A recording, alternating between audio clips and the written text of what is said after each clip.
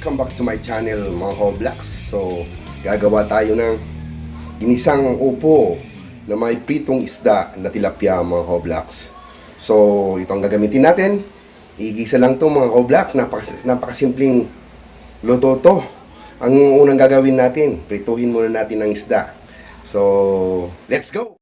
So, piprituhin muna natin mga Koblax tong tilapia Koblax. Isa lang yan kasi dalawa lang naman kaming kakain ng anak ko. Sa akin ngayon tilapia, sa akin yung gulay. Hindi naman yan kumakain ng gulay. So, pituin muna natin ito mga Koblax.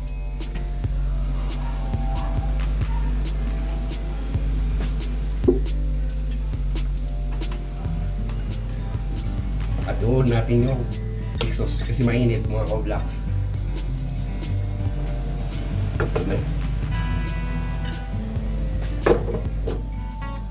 So ilagay na natin tilapia Koblax. Mainit na.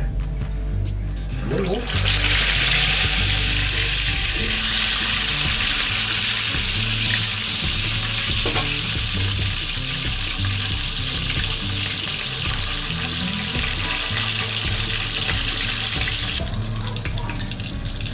So balik tayo na natin.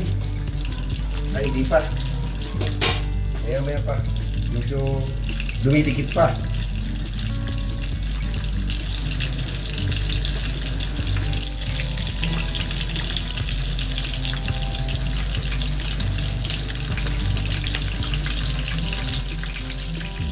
So, baliktarin na natin. Pagka ng pagkapito, mga Koblax, no? Lupit. Dito dumidikit, mga Koblax. Maya-maya, mga Koblax. Magigisa na tayo ng upo. Upo. Upo. Ang salitang upo ay ginagamit sa paggalang ng tao. Lalo sa matatanda. Iba naman po yung upo. Yung opo, yung pagalang, yung opo, yung gulay po yun, ito po yun. Nakaprepare na mga Koblax, so. Tapos lalagyan natin na isang tilapia mga Koblax, igigisa natin.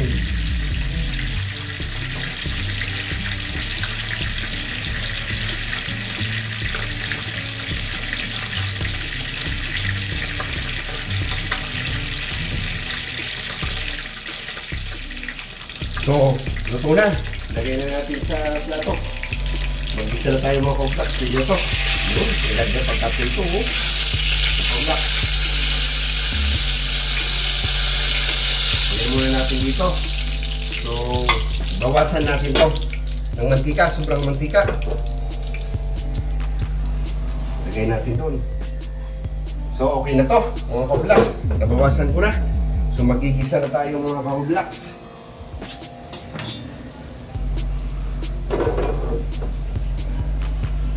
So, igigisa na natin to. Oh, ito na yung mga panangkap natin. Sibuyas, bawang, isang sili, kamatis, saka yung prito natin tilapia, at saka upo. So, start na tayo mga Koblax. So, ilagay na natin yung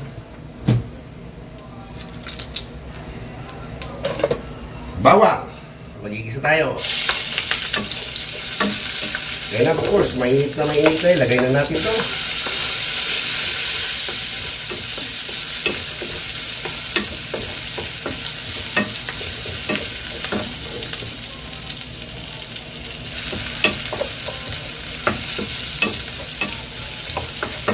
Medyo brown na siya. Ilagay natin yung sili. At saka kamatis, okay na yan. Ayos lang din yan.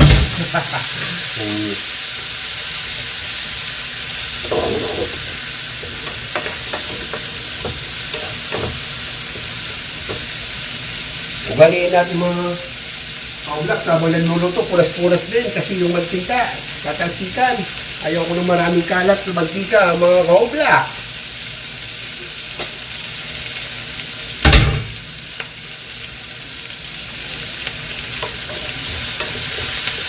Medyo durog-durogin natin yung kamatis ng kaunti mga Koblax. Okay, kung ikaw bago pa sa aking channel, napadaan ka lang, don't forget to subscribe my channel and click na rin ang bell button para updated kayo sa mga bago kong videos mga Koblax.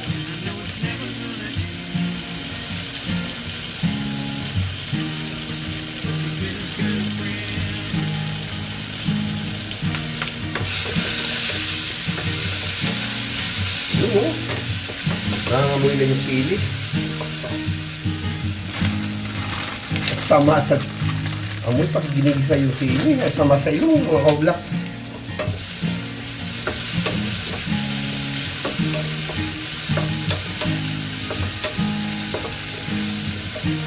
So ilagay na natin itong gulay mga ka-vlogs. Huli lang yung tilapia mga ka-vlogs. Kasi luto na rin yun. Opo. Mag-upo tayo ngayon para medyo magalang tayo.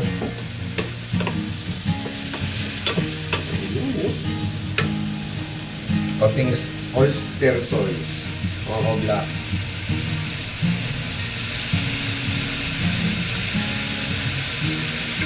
Ayan. Konting magic sarap.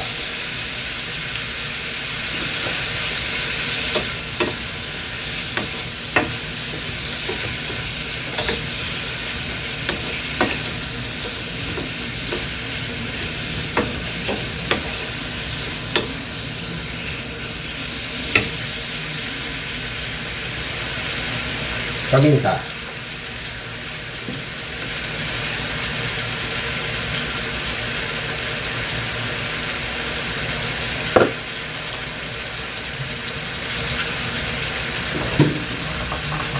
Lutong bahay lang to mga ka-vlogs. Punas-punas. Maraming mantika. Iuhuli lang natin yung tilapia.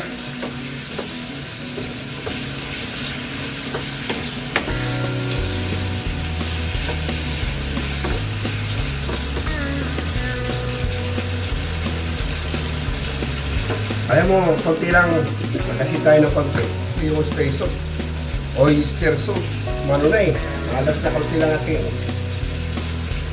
Okay na yun.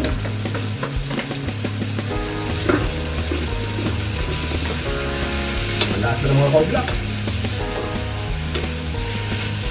Ilagay na natin yung tilapia mga ka-vlogs.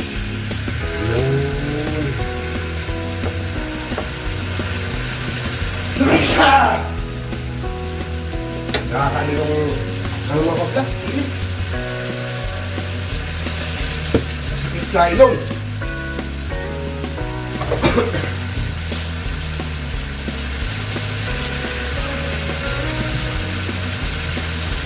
Maganda yan ka-vlogs, makpan natin.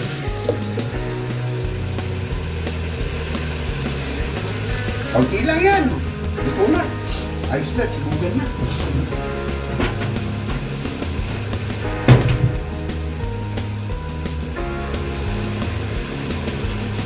Kailangan magulay mga ka-vlogs. Puro lang karne. Mahirap na, diba? Lalo ngayon pa. Naman, sobrang init ngayon mga ka-vlogs. Kaya advice ko sa inyo, lagi kayong uminom ng tubig. Sobrang init ka ngayon, panahon ngayon. Tignan natin.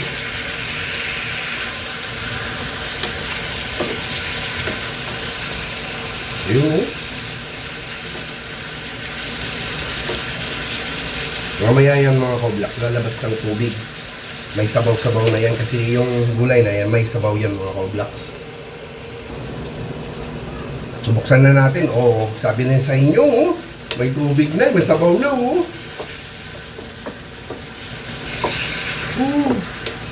Oh, masarap to ah. Madali lang, yung upo kasi madali lang itong maluto.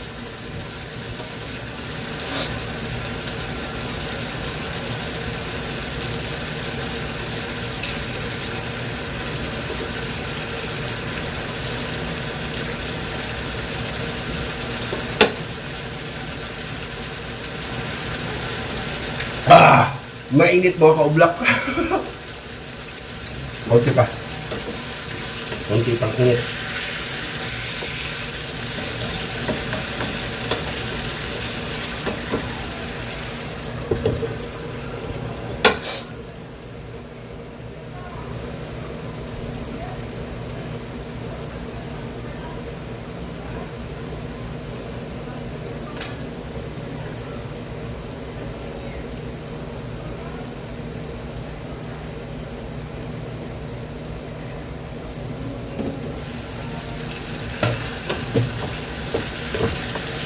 my God, sarap pa.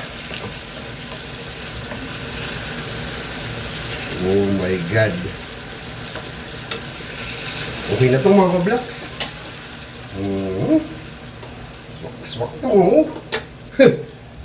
So okay na to.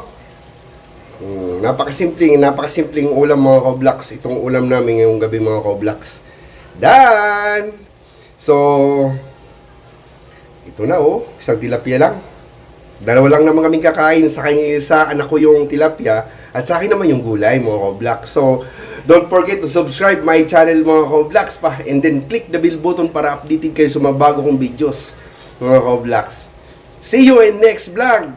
Thank you for watching. 갑자기 내게 나타나준 너. 난 아무 말도 할 수가 없었지. 첫눈에 반한다는 이야기가